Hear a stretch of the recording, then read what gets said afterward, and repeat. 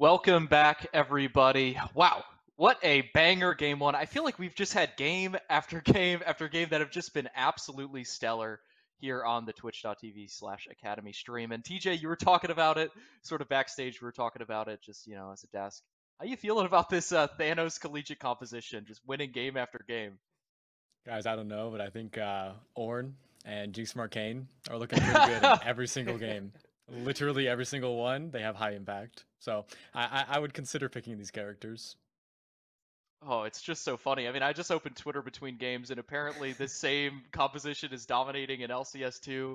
Sven tweeted, guys, I think these champs might be good, and it's a picture of Jinx and Ornn. So it seems like, we're on the same wavelength as these professional teams. But we do have a little bit of a shorter desk talking about this game one. So we're going to dive straight into the replays if possible. Our first replay is an exciting one that TJ is going to guide us through. It's this really long, like minute and a half team fight towards the bottom lane. TJ, sort of walk us through what's happening here. Yeah, so at this point, LeBlanc Lee Sin for UMich are quite strong. They picked this early to mid-game, mid-jungle 2v2, and they're trying to force. Ornn has a super proactive TP down in bot lane to stop a dive from instantly happening and then kind of overextends. I think that would be nice to recognize that you need to cut your losses at some point. And so Ornn ends up dying, Jinx ends up getting chunked out. So from here, it looks like UMich is kind of won out in this scenario. But then we see that Wukong is able to scrape up some kills, some alcove gaming, which is always nice to see. Lots of flashes burned, and Wukong is literally just forgetting this entire time. Galio gets his zone off the enemies, doing perfectly there. Jinx does end up dying, but again, Wukong gets to play for free. So it's super interesting here on how it was initially a win for blue, which then turns out to be kind of like an evening of red. And I would say that was kind of like the theme of the game, where it was like, not really sure who's winning really, because both teams had potential to do things, and then the other team would kind of like toss them a bone, and then it would happen again and again. And here we can see it happening a third time, where Galio survives on literally like 6 HP with a stopwatch, doesn't end up dying. But this is actually so huge for U of T because they're the scaling comp. So a trade like this, which is kind of like even, is extremely beneficial for them, because now they no longer have to worry about how do I get to my second item to then get into my third item.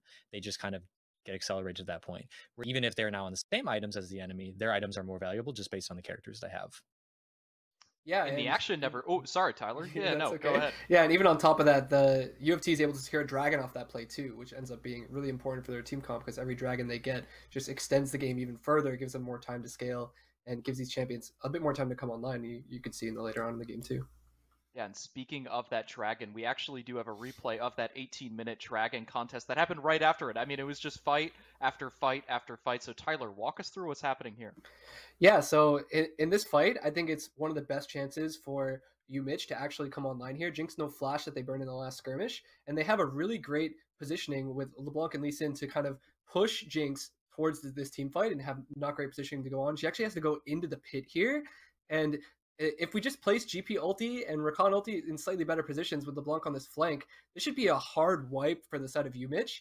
And the fact that U of T are able to just peel this Jinx so she can deal enough damage for this long in the fight, this play, in my opinion, really solidified the game for U of T. They secure the dragon. They secure another fight where, once again, like TJ mentioned, an even fight like this, where both teams don't really secure that much of an advantage, it's kind of double-sided in the sense where, like, yeah, sure, UMich got a couple extra kills, but U of T, they secured another dragon. They secured another team fight where both teams get resources. And then when both teams have resources, even though UMich is slightly ahead, the comp just fits way better for the side of U of T, where their champions, when they get into this late game with these Ornn items and they continue to secure the scaling advantage, it's just not a good trade for U of T, or UMich, sorry.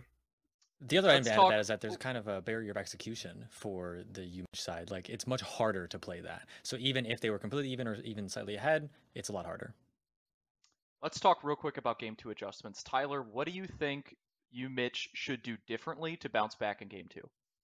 Yeah, so in this game, it felt like UMich had this strategy where they wanted to have strong lanes into the champions that U of T tend to play. They play a lot of the Galio. We knew it was coming. They're like, okay, we're gonna ban Mordekaiser because, like, we don't know how to play against Mordekaiser mid. We don't want to give them that. And then they ban some other champions that have good scaling and a decent lane matchup into LeBlanc, and they say, okay, we're gonna take 2v2s mid. We're gonna have a winning bot lane with push, with counter pick on support, and then Xayah, she has a lot of poke. So as the lane extends against Jinx, Like we're gonna have a lane advantage there. And on top we have GP and Ornn. Shamwwow is so good at GP. Like this is perfect for us. We have all these counter picks. And they didn't think like, okay, are we good at executing this comp? Are we good at playing the game slowly and not taking all in 5v5s? And are we good at like coordinating plays to snowball the game? And it seems like with nerves and maybe some other factors coming in, maybe they weren't quite aware of how to deal with the Wukong correctly. They were kind of fumbled on this comp. And as TJ mentioned, like Jinx from Arcane and Ornn, like these champions are so good when they're piled into a team comp and you just get to scale, and they just got to scale. So I would like to see UMich now on red side have a chance to use some of their counter picks, but also not give up on having a nice scaling chance in the game. They don't have to go full scaling AFK, Cassid, and Ornn, but having some chance to be able to match them in the team fight later on while being able to use their player skill and secure those early leads, I think will be a great adaptation from UMich and not try to lean so heavily into snowballing the game. Let's see if they can make those adaptations, or will Jinx and Ornn continue to dominate on the twitch.tv/academy streams. Rebel, Grapes, take it away. Oh, thank you very much, Dylan. I think my favorite part about that death segment was just how many times they said Jinx from Arcane. We might have to start implementing that into our cast as well, Rebel. I mean, it seems like that's kind of the focus here, them and her and the Ornn as being the picks that have been getting us through a lot of these games. And as we head into Game 2, Michigan, their backs are against the wall. The premier team fighting team in the North Conference just lost a game against a team fighting composition. It's hard to find angles in which they can come back, but again, this is such a strong team, and we were both having high expectations for both of these teams, I would say. Can I just say, God help us if we ever get a Freljordian version of Arcane where Ornn is actually like featured, because there could be disaster in the entire universe if that ends up happening, just because that champion would be... And Ornn from Arcane. Ornn from Arcane would just be, like, at that point, the game just needs deleted. But...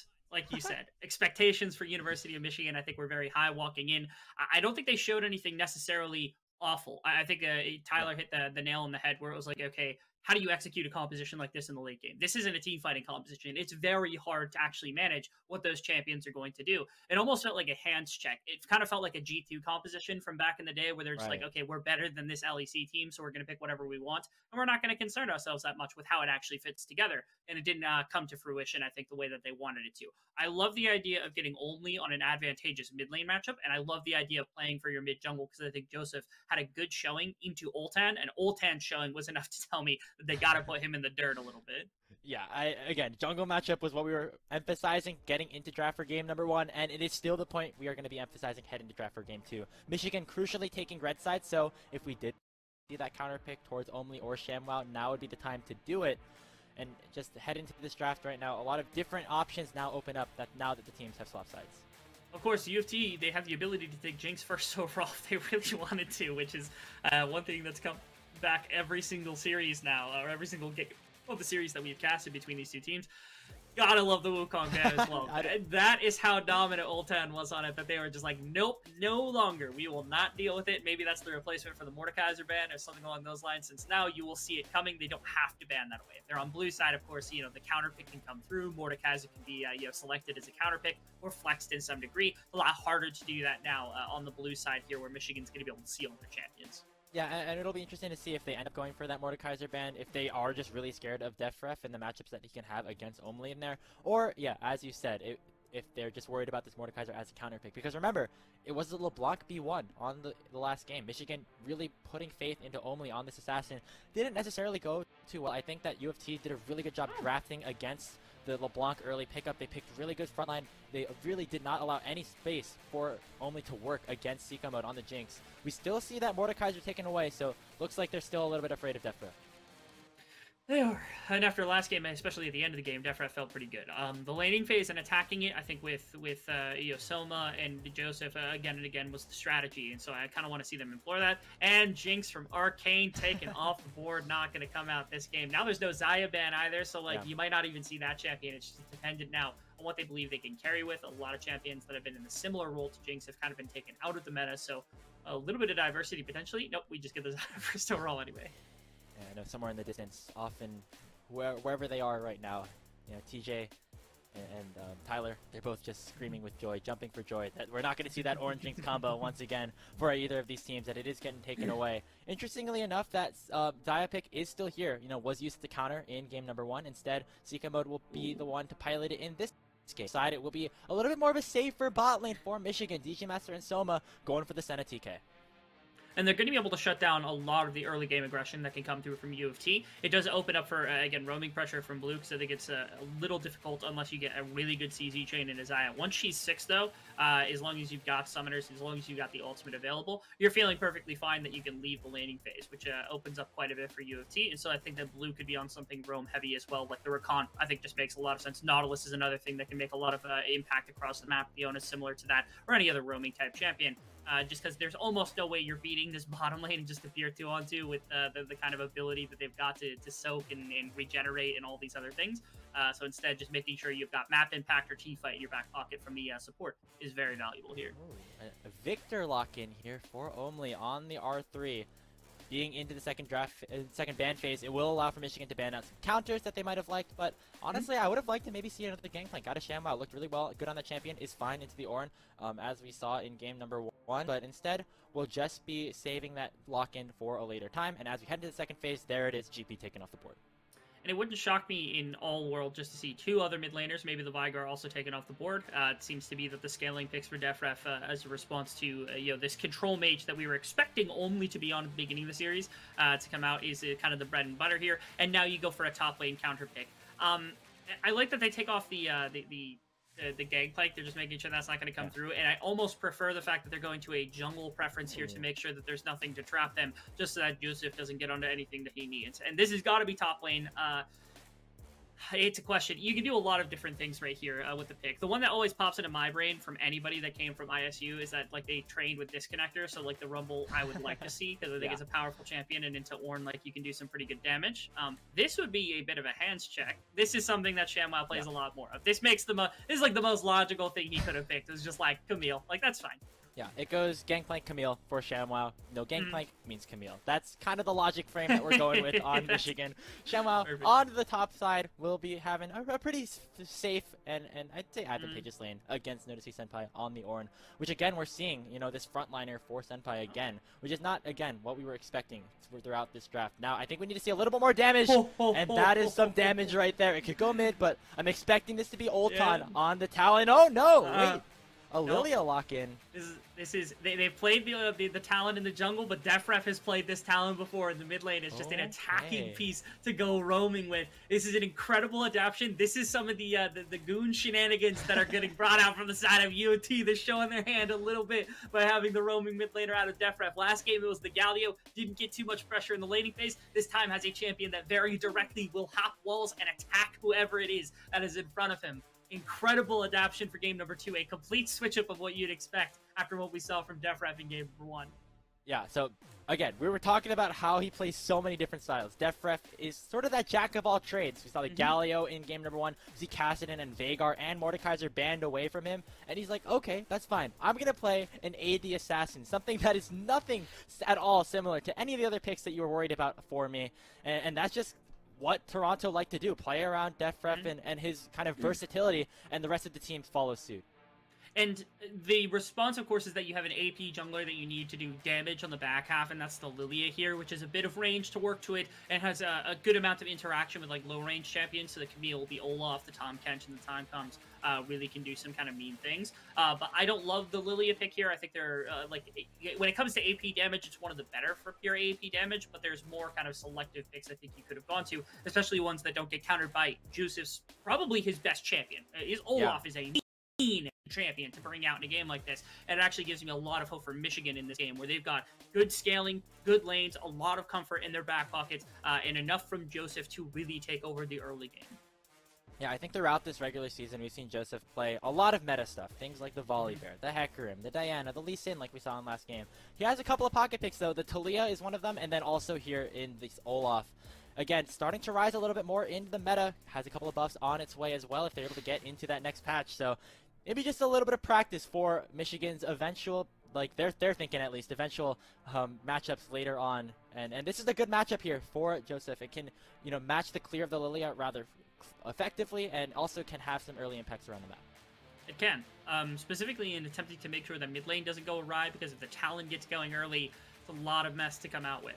There's also like bottom lane, like you can set up your Senna, Tahm, Kench pretty effectively. Your Camille is another person that you could gank because it's a melee champion. It's the Ornn top side to try to set up to make sure your Camille is going effectively. And the Lillia is something that you have ganks set up for, I think, in a number of different places, but oftentimes doesn't find herself in too much if it's not a skirmish. And so if you end up in a big skirmish, like a 2v2, a 3v3, and the Olaf is there, Olaf is not an easy champion to deal with if you are the Lillia in this case, just because you got like the Qs to slow her down, enough damage in the early game to really threaten her health bar that it becomes problematic. So to me, it's comfort from and it's Jouzef still being able to imprint himself at the beginning of the game to kind of really cement themselves as being able to establish before their team fight starts to come online with the scaling of Omly and DGMaster. And on the other side, to me, it's all about DeafRef. Like, this composition is completely contingent on being able to shut out this early game with this incredible talent pick that came almost out of the blue from DeafRef to make sure his map impact is felt everywhere. Otherwise, again, I feel like University of Michigan's camp, they'd scale better and their team fight's a lot more comfortable for them to deal with. Yeah, and I think DeafRef really does have to get ahead. I think Oltan also has to be as big a factor as he was in game number 1. Because for Siekomode, there's no more Jinx from Arcane. There's no consistent DPS. This mid-jungle 2v2 really has to carry a lot of the weight, especially since Siekomode is on the Xayah, more mid-game focused, early game focused utility pick in the bottom lane. So a lot of the damage in the late game gonna have to come from Oltan and DeafRef, finding these assassinations on the backside. Back to Michigan, though, really quickly before we head into game here, Rebel. The way that their composition is set up is a little bit interesting because they have this Olaf that wants to make plays early on, but then they have, Omly on the Viktor, who will probably, cede a little bit to the Talon, and then you have this Senna, Tahm, Kench that doesn't necessarily like to push forward. Where does Jouzef decide to find these angles?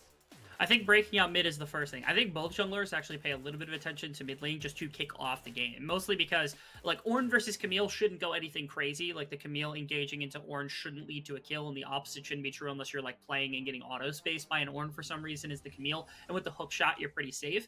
And bottom lane should be a little bit of a snooze fest with, like, the Senna, Tahm, Kench not really being easy to kill, especially into a Nautilus who's, like, going to pull them in then do nothing. And Siekomode, like, has good poke damage but isn't really for full engage.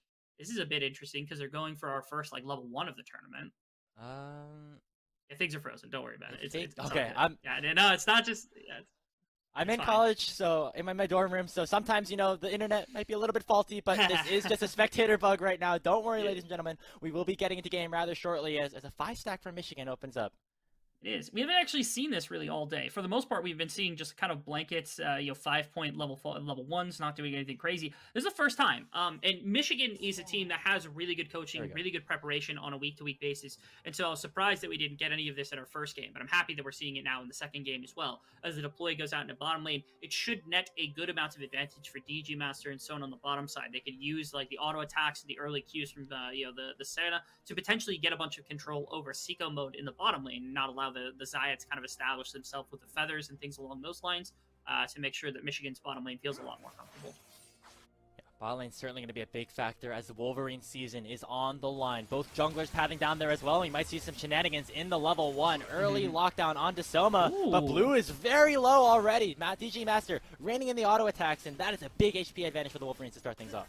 One of the biggest things about Nautilus is that he's a pretty squishy champion, especially when you go for like the Glacial Augment and your shield gets burnt at level 1. As soon as those things are down, there's a lot of damage. He's really, really squishy to kick off a game like this. And so Somä, being able to catch him out right there with like the 3 tongues and then also with the Q to start off with in order to apply the stun was really big. And it burns a lot of the resource. Both the health pots are gone from the Nautilus to kick off this laning phase, which is exactly the reason you went for this 5-man. You capture the bottom side control, you can stand forward in the brush, and it means that that space is yours to work with, and they used it very effectively on the side of Michigan.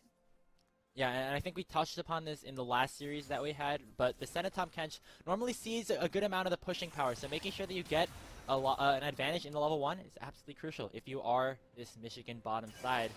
And this is an interesting bot lane that I want to touch upon really quick here, Rebel. It's Somä and DGMaster. DGMaster, again, kind of back and forth throughout the Michigan roster, but Somä, a real veteran that will hold the fort and hold the line here for the Wolverines. Absolutely. Capable of doing a lot of really good things. And when we talk to... Oh, actually, a little bit of bot lane action. We get Somä in front of us right now. Yep, let's see what he can do. Pops the Guardian. We'll be able to get out safely. And once again, just kind of what he's been doing both in-game and out-of-game in protecting some of his newer players. Oh yeah, we talked to them about it a little bit, and one of the biggest things is that when you're in, this is actually a sentiment shared at a lot of colleges, especially ones that are very academically inclined, like Michigan, where you talk about, like, even MSU, I think is this case, you know, for RBM previously to talk about, which is that when you have an academically inclined school, it sometimes is difficult to find yourself in a position where you put focus into League of Legends, and Soma's one of these players that wants to make sure everybody's competitive 100% of the time. Jouzef, man. He ran head first into the deer and went hunting. The only thing he was missing was a bow right there to be able to find the last possible shot. But yeah, this is the problem of playing the Lillia into the Olaf. As you can see, 2 axes and an E is all that's necessary for Jouzef to be able to shove him completely out. Wins him both scuttle crabs on bottom and top side of the jungle and lets him set up a full clear after his back to go crazy with. Love the jinx from Arcane. Notice right there, Jouzef, because he's got to pop it off right. And nice on Omly as well, you know, expanding his mana pool to get that mid push in, which secures a double scuttle here for Jouzef early on. Really, the tempo is massive if you are this Michigan jungler, but Blue actually making a rotation up to the top side, trying to slow this Olaf down just a little bit. Oltan will just land the Swirl Seed, but nothing else, and so we'll have to just give up that double crab, and there's not much really he can do to really say much about it. There is not. No contest really to be had across the entire map. For the most part, lanes are going normally as we would expect them to on both sides. It was just a little bit of jungle versus jungle interaction that we saw so far. I think it is difficult for Lillia to start ganking very effectively. We're expecting more full clears ultimately. I think without Blue moving out and about, which he just did in order to help you know, maybe supplant something to the top side of the map, it does mean that, like, we're in for a little bit more quiet of an early game where, like, the junglers only find opportunistic ganks rather than trying to find something prehensive. Because of the lack of gank setup that either one of them can use. That is, you know, assuming that they don't go, you know, fighting in the jungle for crabs or neutral objectives as fast as the game starts, which does happen on occasion, but that's kind of what Collegiate is all about.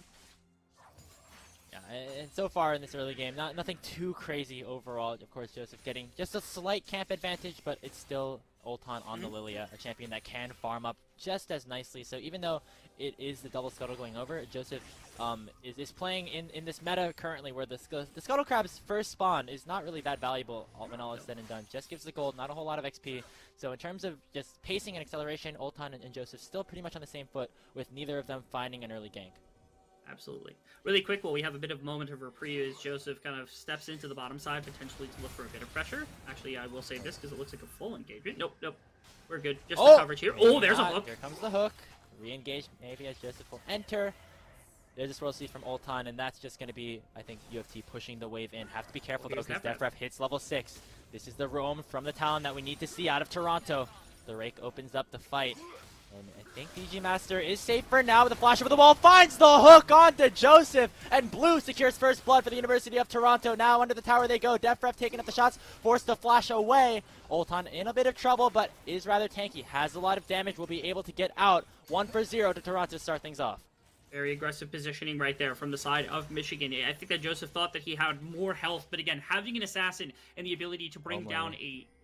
Omly. He roamed down. Yeah, jumped He's gonna on. get caught out here. Has the slow on the second half of the Rake, flashing away from the dredge line.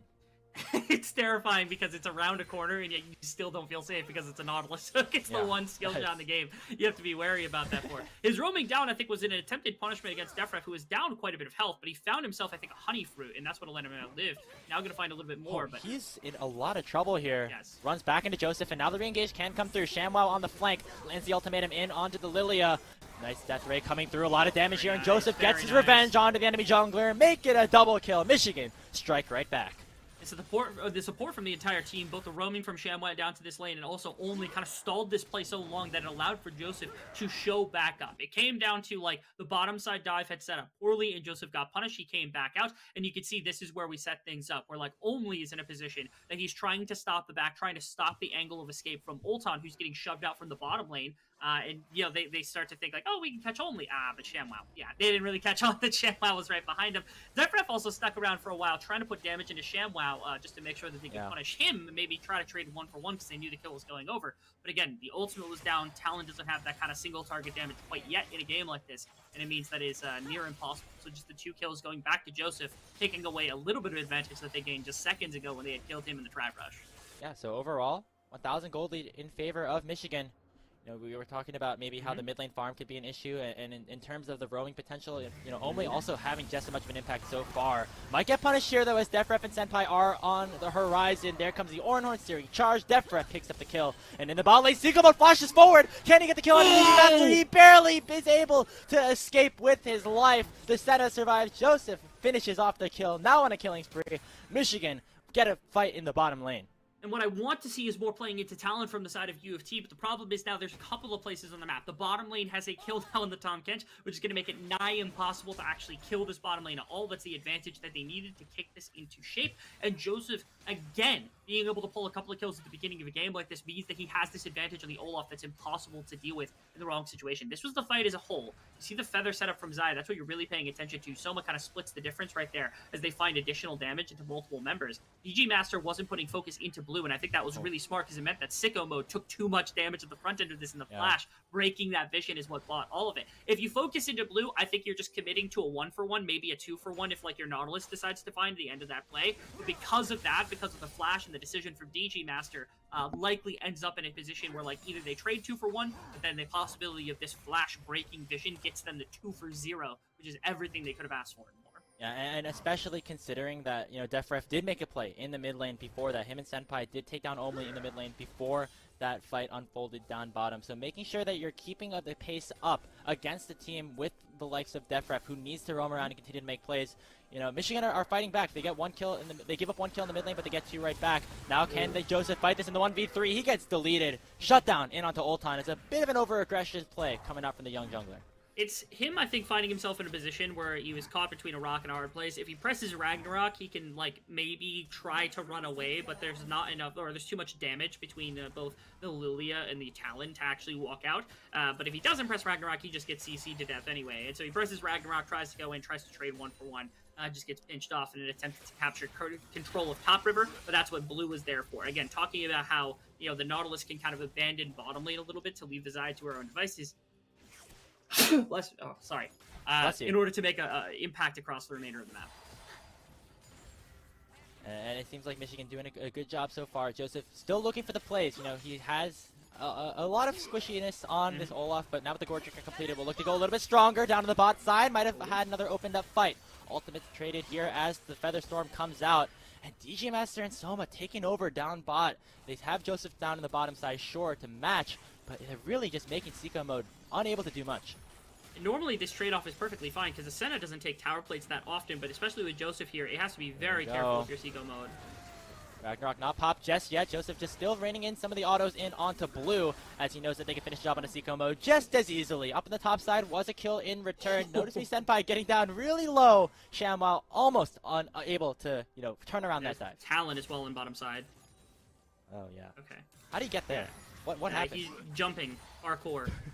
Well, let's see if he can jump out of this one. Ragnarok pop. There goes the axe. Shadow Assault to buy some time. Soma's rather low. They're going to jump in onto Jouzef, but it will be DGMaster taking him down. Now Blue can't do much about it. Another kill onto Michigan as they juggle the tower aggro perfectly. Now Omly trying to punish Senpai, who stayed a little bit long into this top lane. Oltan now trying to run away with the Chaos Storm chasing after him. Shamwwow with the teleport as well. Michigan winning on all sides. I love this cross-map play because what happens is that the Lillia is taking Rift Herald this entire time instead of capitalizing on earlier when there was like this lapse in vision because Jouzef had walked into the river to take it back then. And what happens is Michigan shoves in on bottom side, has the coverage of Jouzef to be able to work with here. So this is the top side play. This is Shamwwow going down in the end of things, which is kind of the better part of this play because he gets caught out with the sleep.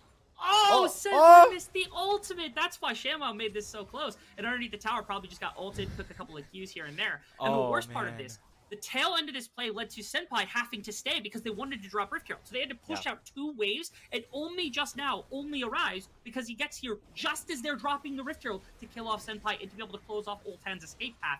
Humongous to be able to shut out a lot of this. They don't quite stop the Rift Herald from charging, so it is the gold of the plates into the pocket and that made it there. But given that the bottom lane also went completely awry for U of T, it's a great play, cross-map in multiple positions for Michigan. And that's just kind of the one difference maker that was the Ornn missing out. I mean, that's requires a lot more tempo kind of gathered here for Shamwwow and the rest of Michigan. Omly was able to run out off of a relatively telegraphed play, I would say, from Toronto, wanting to break open that tower with the Rift Herald. And so those get punished for it, Omly getting onto the board as well with his first kill of the game. And for the Wolverines, they're looking really good, man. 2,000 gold lead, 2 dragon lead, 4 kill advantage. Gold might not be in the best place. That is 2-0 and 3 on Somä on the Tahm Kench, but you're going to take it if you are UMish. Take it all day. There's very little way to break through a big tank in the front line. Obviously, Talon's got good damage, but not really a tank buster. Lillia is the one that does it a lot more often. Not really good in this game. That's a multiple-person collapse. Use Jouzef. They're going to go for the collapse. Yeah, here they go. Nice Devour in onto DGMaster to keep himself alive, and here comes Jouzef as well. Donning Shadow will help the health bar of the Olaf stay so very high, and another kill will go over as well as Jouzef finishes up the work under the tower. Now it looks like DeafRef's in a whole lot of danger. Down he goes, Omly with kill number 2. That is a pretty big play, because once again, defensive bottom side play coming out from Michigan. Jouzef shows up at the right time to be able to punish the Lillia, and the roam comes in because they bought a bunch of time with a combination of Stopwatch and Xayah ultimate, but all that did was attract the attention of Omly to come to bottom lane, where DeafRef gets punished as well. Can't make his way down there at all. So again, the gold is potentially in a wrong place in the Tahm Kench, but how much gold is in Jouzef? 5 kills, 96 farm, matching what Oltan's been able to do already. And also Omly, huge. 2 kills, 2 assists in this game, means he's really hard in his Hex core. Well, that's massive. Yeah, really nice dodge away. That's the trade of ultimates there. Not much other than that. Shamwwow playing out of a bad situation rather cleanly, able to escape. Yeah, nothing too crazy about what's happening with Shamwwow. The top lane has been pretty silent while the rest of the map slowly falls to pieces. Your Xayah and your Nautilus are basically out of this game. Your Talon has not had the global impact that he really wanted to. I think you really wanted to get him going as fast as possible to get out of lane, to keep Omly locked in place. Omly's up 30 minions and has had more impact, I think, globally than what Def really has, or at least has matched the global presence of DeafRef over the course of this game. And it means that that and the combination of the powerful early game from the Olaf, just too much to deal with. Senna just dies here, man. Oh. Yeah, and where's DeafRef? Oh, he jumping over the wall. He's alive for now, so it's a little bit of a dicey spot, but it looks like DeafRef will be able to escape. We talked about at the beginning of this game, Rebel, how we needed the mid jungle for Toronto to step up and have a massive impact in order for them to have enough damage to really play these late game fights out effectively. But I mean, at this point in the game, who's doing the damage? You know, DeafRef gets basically shut down before he jumps onto the backside, and you have a clipped Xayah with 3 deaths. You're hoping that Oltan is going to be able to, kind of, take a bit of the load off of everybody else, but it seems unlikely. That's a really nice collapse actually coming through. See how much they can do here. Lilting Lullaby on the 2. Here's the sleep, but here comes Jouzef onto the backside, picking up 1 into the Nautilus, and now Oltan's forced to pop the stopwatch. He will go down as well. DeafRef finally picking up 1 onto DGMaster, but at what cost, my friend? Jouzef going forward as well. He has the axes, he has the level advantage, and he has himself a triple kill. Only looking to chase off the final shot onto Siekomode. Nice Feather Storm to keep himself alive, but it might not save him from the likes of Jouzef. The Axeman's coming through. Here he goes. That's the kill. Dominating is Jouzef. Michigan completely taking it over. Stomping this game completely out. There is no one to do damage really in the course of this fight. I don't think they have the kind of scaling composition you're looking for. Their team fight doesn't fit together perfectly. It just means that U of T is in a really bad place in this one. I think this one, I'm willing to call this one a very advantageous situation, if not just a winning situation for Michigan, barring anything crazy happening over the course of this one. You can see how far they have to extend. First off, perfect play from Somä. The combination of the Tahm Kench being able to stall for time when they want to get onto DGMaster, they want to shut down these two. Who is killing Somä? No one. And it happens. It shows itself here. You ult the Senna, and now look at him. He's down half his health bar as the reinforcements start to come in. He saved DGMaster basically like 5 more seconds, required multiple ultimates, multiple flashes just to get onto and kill the Senna, and the exchange was deaths on multiple members, not to mention the chase down afterwards, where it ended up being 3 additional kills on top of that, beyond everything that they lost at the beginning of the fight. So it's a position where, like, Toronto's team composition isn't the same kind of brick that it was in the last game, where you can really rely on your ADC. This was a lot more volatile and a lot more contingent on their early game going very, very well, and it just wasn't the case. And now they have to face a Michigan squad who's going to be able to team fight with effective late game tools, and a Jouzef who's been enabled inside of a game like this. I feel like there's basically no way to take this one. They just stole Rift Herald as well.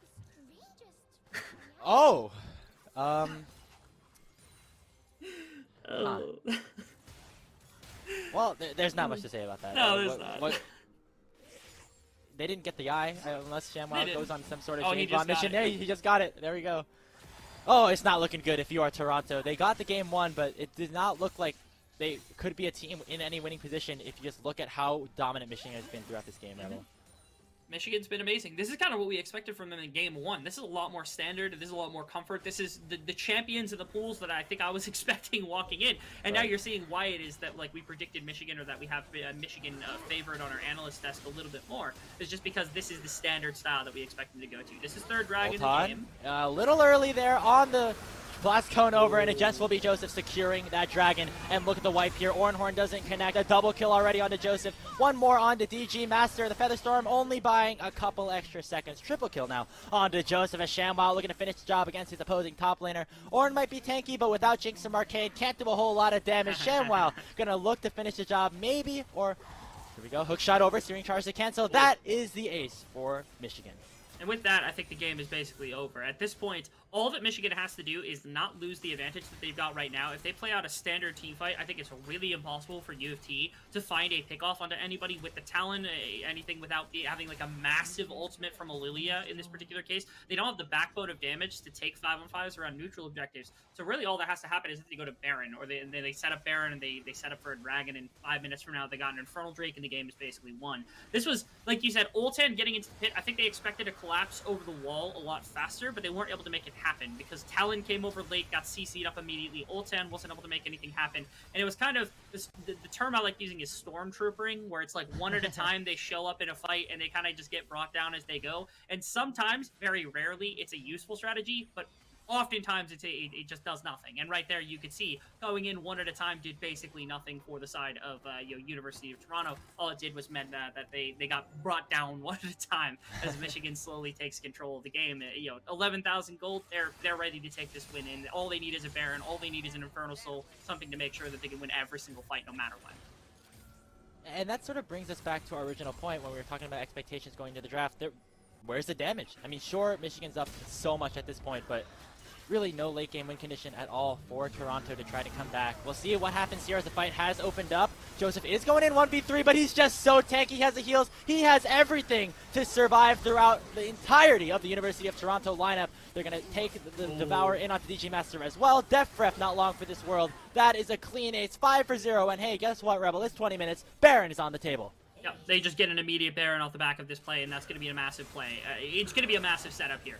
You don't even have second item completed for the Talon or the Xayah right now, which is a large part of your damage, and the 2 items, the boots on Oltan, he's just not able to hit enough people during the course of the fight to actually make a difference. He can't actually hit everybody with a big ultimate, can't really do all that much to help his team out. It's really unfortunate.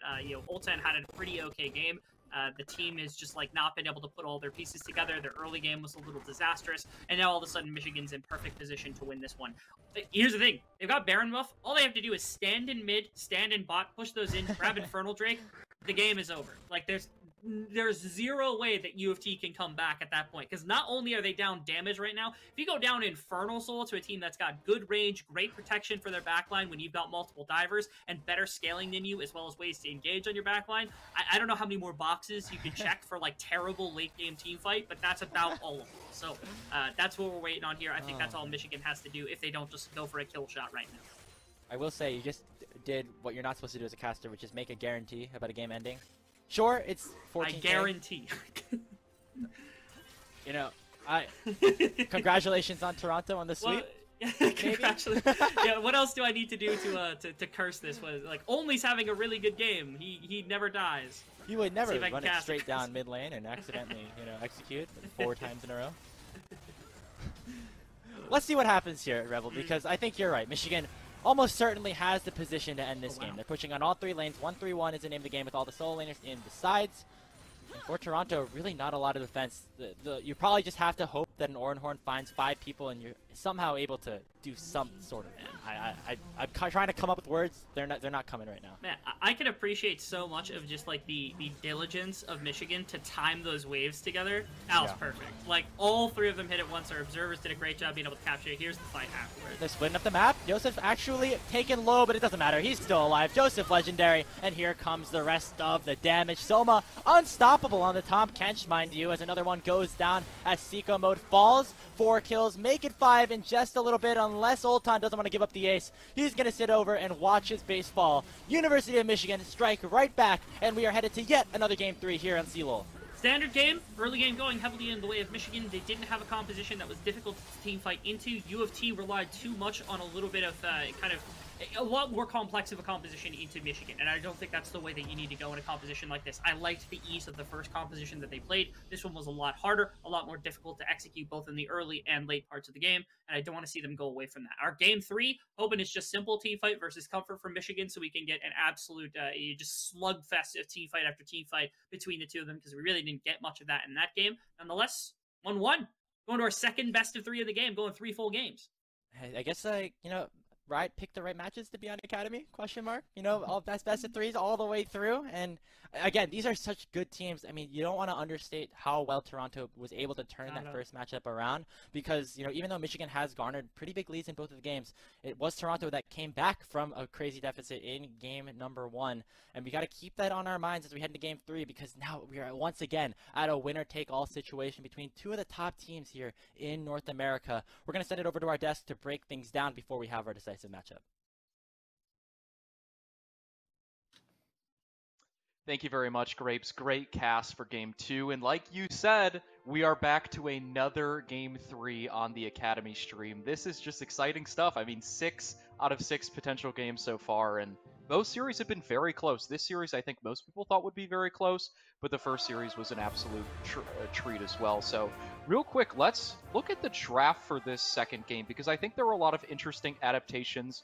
Most importantly, the Jinx ban, TJ. Yeah, so Jinx from Arcane obviously was banned, 100% presence. I would say the most important thing to me is that I love variance in drafts as long as it makes sense and it throws like a wrench in the enemy's game plan. So stuff like this Talon here, it's really hard to play against. What I'm not a fan of is picking a bot lane that is just guaranteed losing and not volatile enough.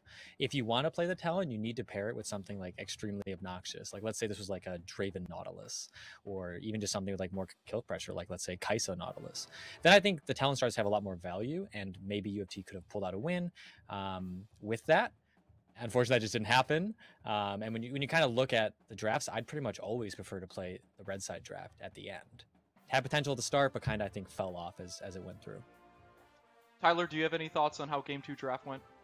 Yeah, I think that overall, both these teams seem to be struggling a little bit on blue side. They both want to have like kind of a unique edge that they can create, when it feels like red side is just really strong on this patch in general. But U of T, I think they kind of turned a little bit towards the wrong way in terms of how they wanted to get the draft to be creative for an edge for them. I think as TJ mentioned, the Talon can be a good pick, but Talon just, if you don't have volatile lanes that you want to really move towards, he just doesn't do nearly as much as the Viktor can do once he gets his items. Viktor just has so much more sustained damage. It's really easy for the Viktor to play out. Talon has to get very creative, especially against champions like Tahm Kench, like this Senna.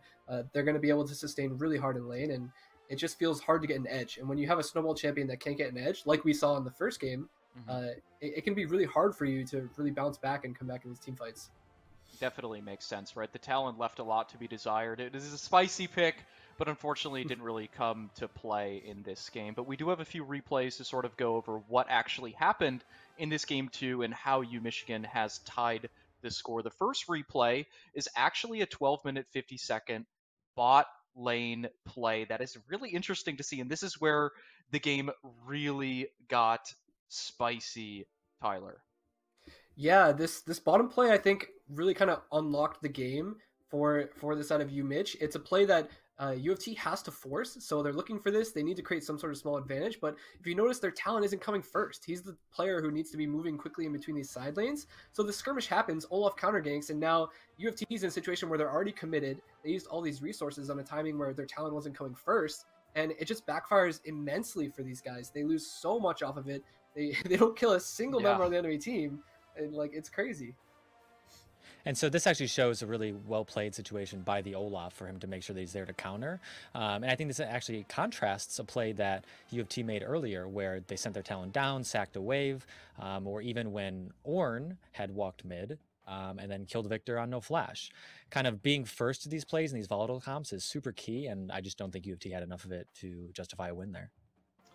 And if the game wasn't quite over at that team fight, there was another team fight that happened just a few minutes later at around the 18-minute mark, a Dragon team fight. TJ, walk us through this one. This is where things looked really doomed for the side of U of T. Yeah, so at some point you kind of realize like you have to do something or the game is over, and I think this is really that point. Red is starting to outscale, and so blue tries to make a play, contest the dragon, just ends up in a complete wipe. You see that they're just aced. Red is full HP, no real contestation at all, and so I don't really blame them for going a play for like this. This is just kind of what happens when you draft early in comps and don't win. So I don't really mind it. Just wish that maybe they would have done a play like this much sooner, where they could have had a higher percentage to win the fights rather than at this point. Yep. One last play to get through before we talk about adjustments for Game 3. Tyler, guide us through this last replay. This is really the nail in the coffin, that final team fight that cemented the game for UMichigan. If we have that replay pulled up, it's the Baron play. I know Tyler's so ready to get into it.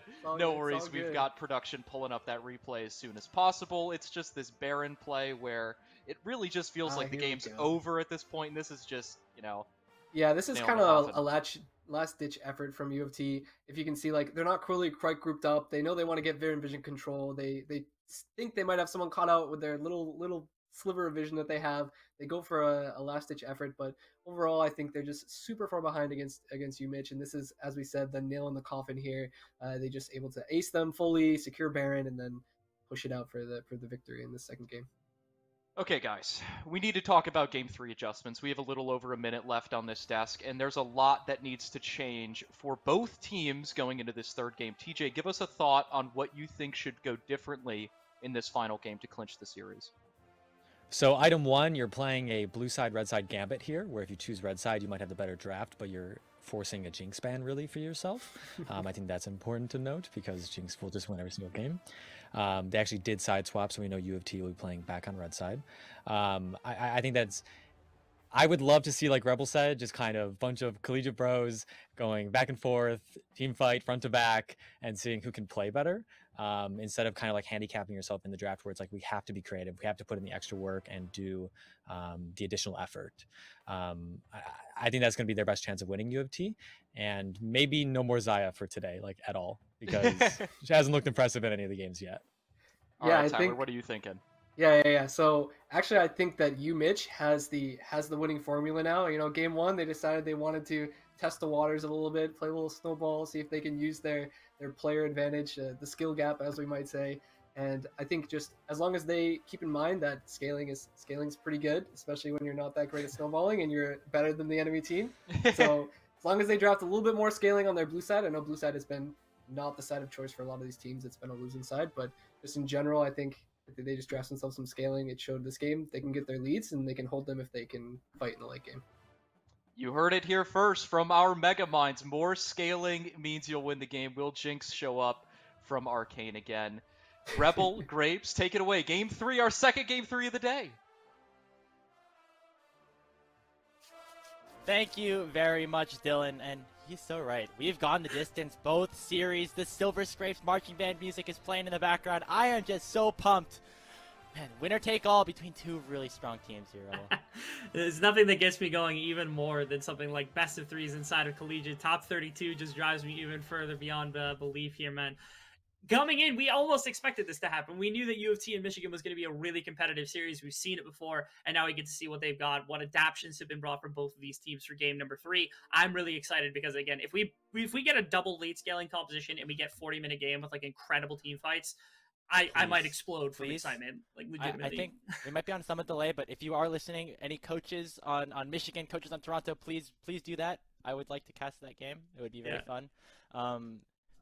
Yeah, I mean, hopefully that message ended up getting across. But either way, when you look at the two teams and where they're at this point, Michigan, of course, they have the momentum advantage. They absolutely smashed Toronto in that game too. Honestly, makes some people even forget that game number 1 even happened. And so I think if you are Michigan, just continuing to push the early pace, get Jouzef ahead really early. That seems to be what's working. It's gotten you leads in both games, and it's gotten you one of those 2 wins. Yeah, we can appreciate that coming out from Michigan. I think that's a bold strategy, is just playing around this jungle and making sure that's going to be the case. On the opposite side, obviously, Oltan has had some really good individual performances. Even in the last game, I think kind of started off on the right foot before things fell off. And so, again, talking about this jungle versus jungle and figuring out what they can do to help support their own jungler is nice. The standard team fighting, I think, does favor, because ultimately we've seen really, really good positioning coming out from the ADC here for University of Toronto, making sure Siekomode is in the right place to carry team fights as well. There's so much kind of relying on a lot of this draft. It's going to be like a chess match right here between these two teams, trying to figure out what you're comfortable with, what you're able to counter the opposition with, what you're able to do. We haven't even really seen all that much impact from top lane on either side at the beginning of the game either yet. So what would be cool to see also is a little bit of the shifting in that dynamic, trying to get your top laner involved a lot faster inside of a game like this. The Gangplank had some pretty nice effects in that first game. Having that back for Shamwwow would be a really massive thing for Michigan as well. I know we really touched upon this top lane matchup as maybe a skill check lane between both Shamwwow and NøticeMeSenpai. Hasn't really been that so far. Senpai, again, going for a bit of a deviation in terms of what his playstyle has been throughout the season, in terms of just picking